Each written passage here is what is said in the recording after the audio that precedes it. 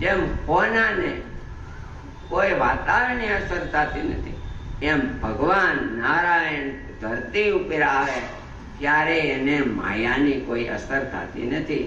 બાકી ગમે તેવા મુક્ત હોય અને જો ધ્યાન ન રાખે, ખટકો ન રાખે, ગાફલાઈ રાખે તો ક્યાંક તકલીફ થાય.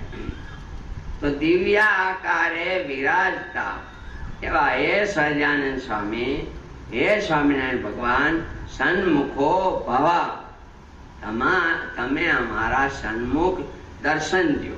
અમે લ્યો કહેતા અમને દર્શન થાય એ દયા કરો. એટલાનું ફરીને ગુજરાતી બોલો. હે ભગવાન, સર્વમાં વસીને રહેલા સહજાનંદ સ્વામી, અક્ષરધામમાં દિવ્યાકારે શોભતા રાજતા રહેલા એવા હે ભગવાન, અમે તમારી પ્રાર્થના કરીએ છીએ, યજ્ઞ કરીએ છીએ, તો તમે અમારા સન્મુખ અમને દર્શન દો. તમે કેવા છો?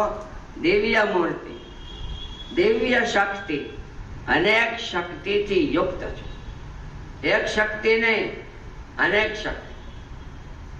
રાષ્ટ્ર વડાપ્રધાન હોય તો એની સત્તા એક શક્તિ કહેવાય, પણ બધા જ ગુણ, બધી જ આવડત, બધું જ એવું તો ન હોય.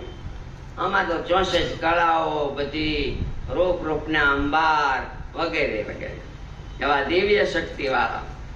દોષ ગણાન નષ્ટાય નષ્ટાય, અમારામાં રહેલા દોષો, સ્વભાવો, વાસનાઓ એને હે ભગવાન નષ્ટાય એટલે નાશ કરો.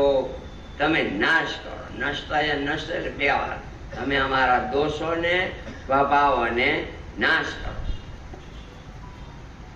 અત્યારના સમય પ્રમાણે તમે બધા વડીલો છો, ભગવાનના ભક્તો છો, પૂજા પાઠ વગેરે કરતા હો, તમારામાંથી કોઈને વ્યસનની ટેવ નહીં હોય એમ આશા રાખવી જ પડે. જો તમારામાં કાયમ આવનારામાં હોય તો પછી કોનામાં ન હોય? કાયમ આવો, કાયમ સવાલ, કાયમ યોગ. પણ એક તમાકુ કે માવો છૂટતો નથી. અને આજના જમાનામાં 5, 10, 15 સુધી સિગરેટ જમાનો વયો ગયો, પણ મોટી ઉંમરના હોય સિગરેટ પીતા હોય. હમણાં હું એક ધાંગધ્રા બાજુ ગામ ગયો હતો, તે અમારા જૂના વિદ્યાર્થીના કાકા પાપાના થાય વ્યવહાર સારું. મને કે સ્વામી આ સિગરેટ બહુ પીવાય. મેં કીધું ભાઈ, કેદું ના પીતા હોય ને કેટલી પીતા હોય ને આને તો કેટલાય સાધુએ કીધું હશે તો જાતી નહીં હોય, એમાં મારાથી શું થાય?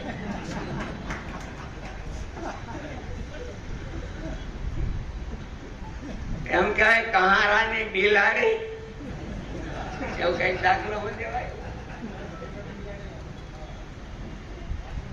હા, કહારાની બિલાડી ઓલી થાળી વગાડે ને જાય એટલે કહારા પેલા જૂના જમાનામાં હતા ને, લોઢા ગાંઠા, પિત્તળની થાળીઓ કરતા, એટલે આખો દી હથોડી પડતી જ હોય.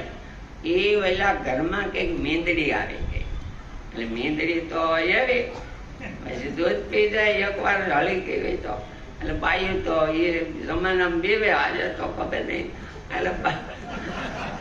એટલે બાયું પીવે એટલે થાળી લઈ અને એને કઈક સમજી કામ એમ કરે. ત્યાં કોઈ કે ભાઈ આ કહારેની બિલાડી છે, એ થાળી વગાડવાથી ન પીવે. ઘણા એવા વ્યસનો હોય, બધા કેતા હોય. મેં કીધું હું કઉ છું નો થાય વ્યસન. મને કે નહીં કયો તમે બીજા. મેં કીધું ભાઈ જાહેર, હા તમે કયો ભાઈ જાહેર. મેં કીધું હા જો. મેં કીધું કેટલી સિગરેટ પીવાય છે? આંકડો તો ન પેલો. મને મેં કીધું આખો દીનો કેટલો ખર્ચો થાય? મને કે દરરોજ 1000 થી 1200 રૂપિયાની હું સિગરેટ પીવું છું. એક દિના 1000 થી 1200 રૂપિયાની સિગરેટ, વરહમાં 3-3.5 લાખ રકમ થાય. અને મેં જરીક વાત કરી તો મૂકી દો. મને કે મેં કીધું એ કાર્ય મૂકશો ધીમે ધીમે. તમારા જી કે કરવાનું, હું કઈ નથી કેતો અટાણે મૂકી દો. તો કે સ્વામી ધીમે ધીમે મૂકું. મેં કીધું કે દી મૂકશો? રામ નામ સુધીમાં. તો કે રામ નામ થી થોડાક દી પછી અખાત્રી સુધી મૂકી દઈશ. વચ્ચે વચ્ચે બે ત્રણ મેં એને ફોન કર્યા, મૂકી દીધું. મૂકી દીધું કે બહુ આનંદ થયો. હરિભગત ના દીકરા મંદિરે જતા હોય, સુખિયા હોય, મધ્યમ વર્ગ હોય, આવા વ્યસન વાળી દીકરા. એટલે પછી અમે કહીએ કે પરસેડીમાં કે કપડામાં ડાભોળિયા કરી ગયા હોય ને તોય નીંદર ન આવવા દે. જો એનાથી મરી ન જાય પણ નીંદર ન આવવા દે. આ વ્યસનો તો બધા ડાભોળિયા જેવા છે. ગુણાતીતાના